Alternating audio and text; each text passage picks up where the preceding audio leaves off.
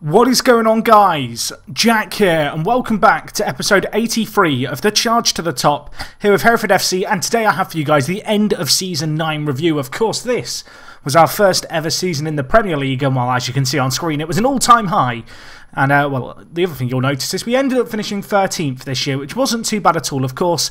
Last episode was the West Brom game. With that kind of 2-2 draw, we did secure ourselves a spot in the Premier League for next season. And you can see in our last few games, we actually did quite well. We beat West Ham and Nottingham Forest, so those were kind of two nice ways to end the year in a season which, when we look at it, it lacked success really in any domestic competitions, and it was very much thanks to, I guess, our start in the season.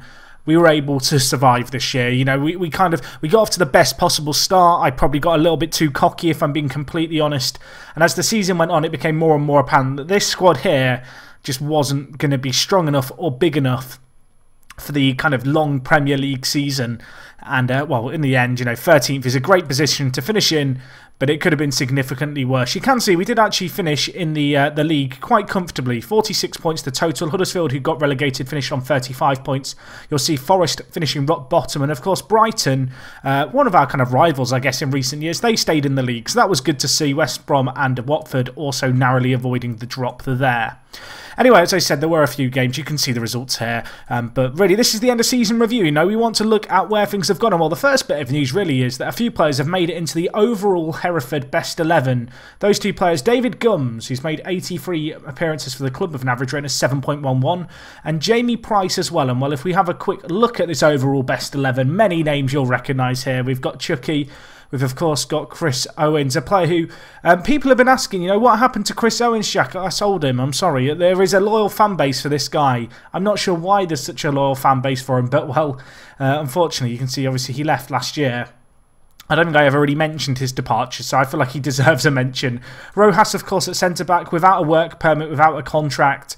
Probably going to be on his way out in the summer, if we're being honest. Harry Lennon is there too. He's doing fairly well. Obviously, he's in the under-23s. He's been on loan, as you can see, at Blackpool, where he's been doing okay for us, really.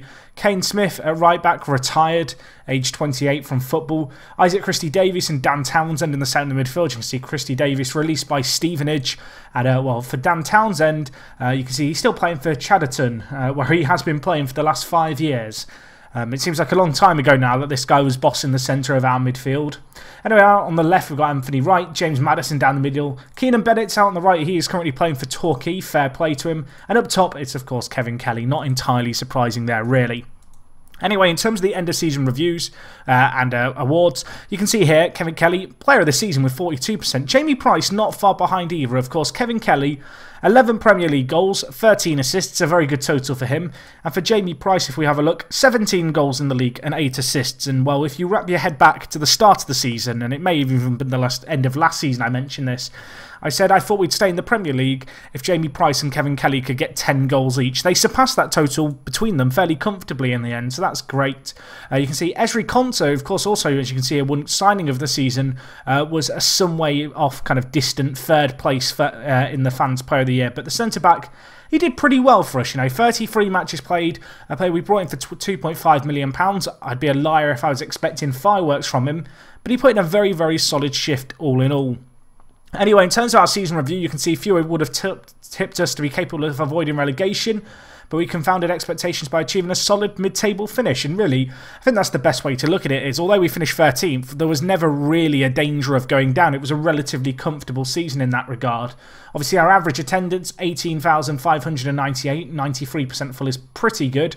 27 players used across the season. That's the joint third highest in the league, which is a little bit surprising.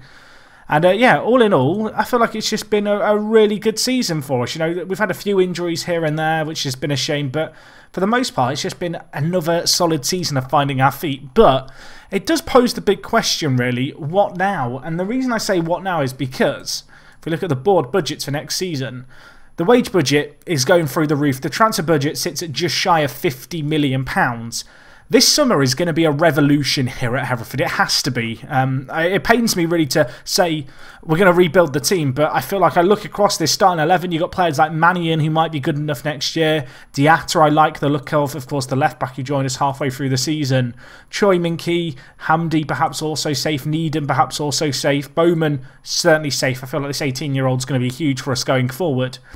But a lot of the players in this team, I feel like, are going to be replaced in the summer. £50 million is a hell of a lot of money to bring players in.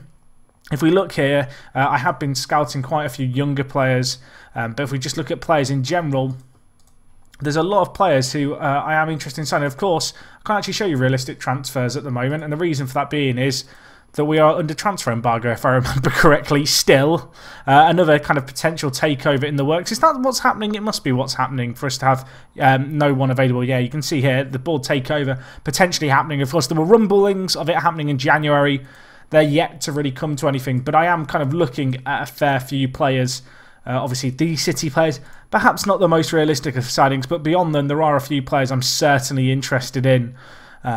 But it's going to be a long season, I think, of scouting out players and really trying to find, players who are going to add to the first team, I guess, significantly, but at a reasonable price, because I don't really want to spend a whole lot of money, if I'm being completely honest. I feel like we have a very good team, but in reality, it's going to be about spending the £50 million that we're going to have smartly. I could easily go out and just splurge all my money on a plethora of different players, but it's going to be kind of finding a compromise, I think, between quality and price. Because although we have money, there's quite a lot of positions we need to fill in with £50 million, and it's going to be a case of spend it smartly and spend it wisely.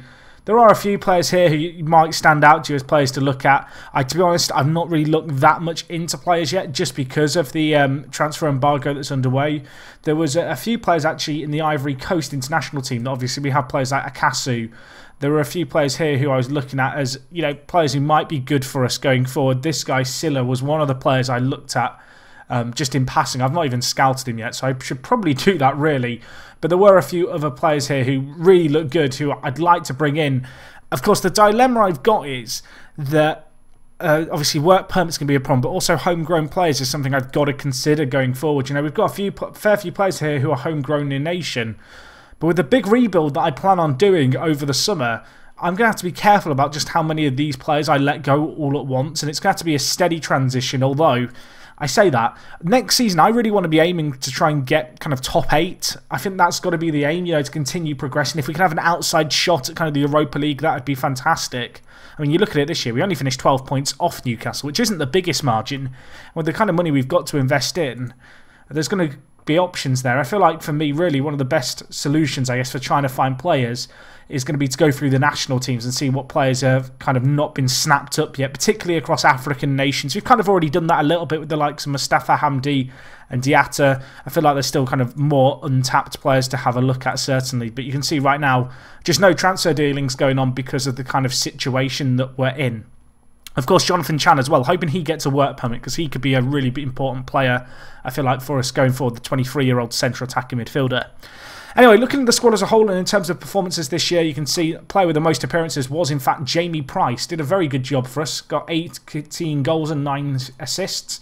If we look at the goal scoring, Kevin Kelly and Jamie Price I talked about. Ben Marshall also deserves a little kind of tip of the hat, really. The 24-year-old joined us last year, played fairly well, 11 goals in 38 games in the Championship. This year, 9 goals and 5 assists. That's a really good return from a player who, if I'm honest, I wasn't really expecting fireworks from.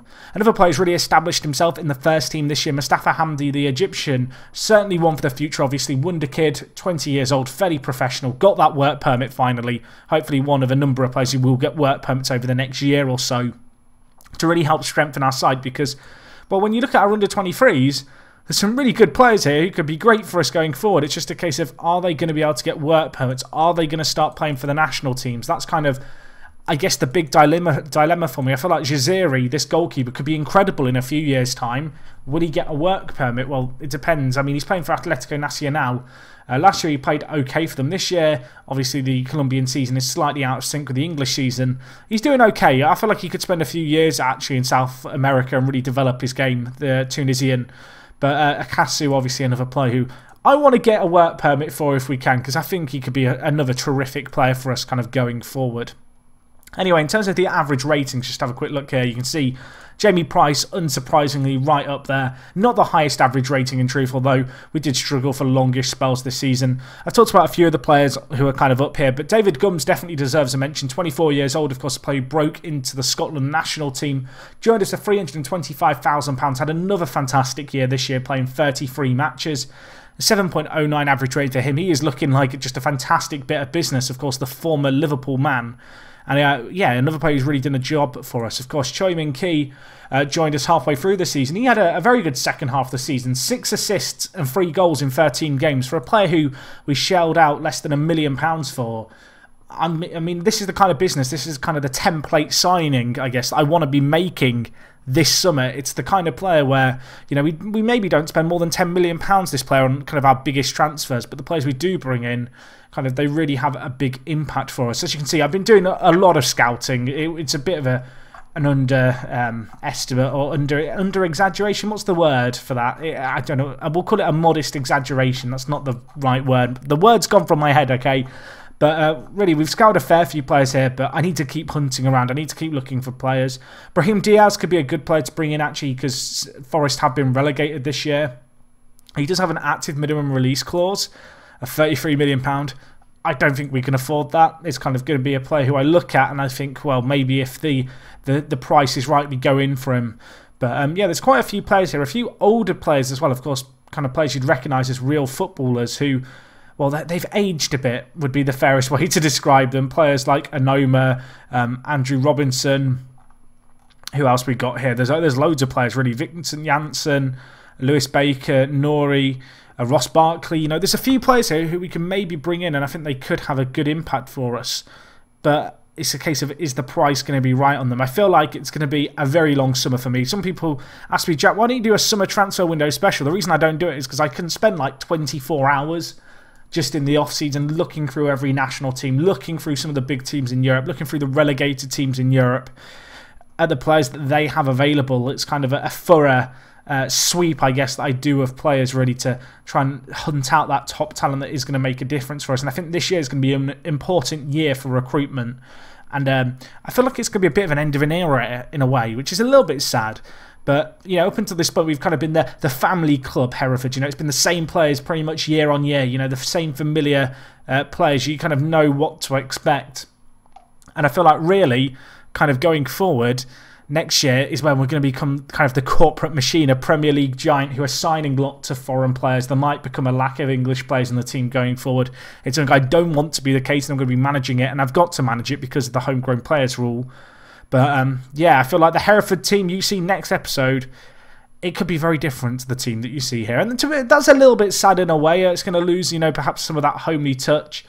But at the same time, with £50 million to invest, I've got to try and move this club onwards and upwards. Of course, we've got one more year sharing Bournemouth's ground, and then going forward from that, we are, of course, going to be in a good situation where we are going to be moving into our new stadium at the end of next season. So that's a great area to be in. You can see the training and youth facilities are currently adequate, which is okay. You may have noticed there was a news item about it. We are upgrading our facilities once more. So, you know, continuing to invest in the long-term future of the club. And, well, when you look at the club balance, £73 million in the kitty. I'm really excited for this summer. I'm excited for the board transfer thing to go through. I'm hoping, obviously, that the board... or the new board that kind of don't take over the club and then just take all the money that we've earned over the last year and we don't have anything to spend. But we'll have to wait and see. I can't really plan too far ahead until I know exactly kind of the, I guess, resources we're going to have to work with. But anyway, guys, that's going to wrap things up from me. If you've got any comments, you know, stuff that you'd like me to talk more about in these end-of-season reviews, is it extra detail on players? Is it more about the league stats, that kind of stuff? Please do let me know. I feel like at some point I will get a checklist created for kind of these end-of-season reviews where I know exactly what I want to talk about and we can kind of go through it all. But if there's anything that you're desperate to see that I don't talk about enough, please do let me know. Anyway, guys, that's going to be all from me. Thank you for watching as always. If you have enjoyed, leave a like. If you've got any comments, leave them down below. And other than that, it is me, Jack, and I will talk to you guys in a bit. I'm out.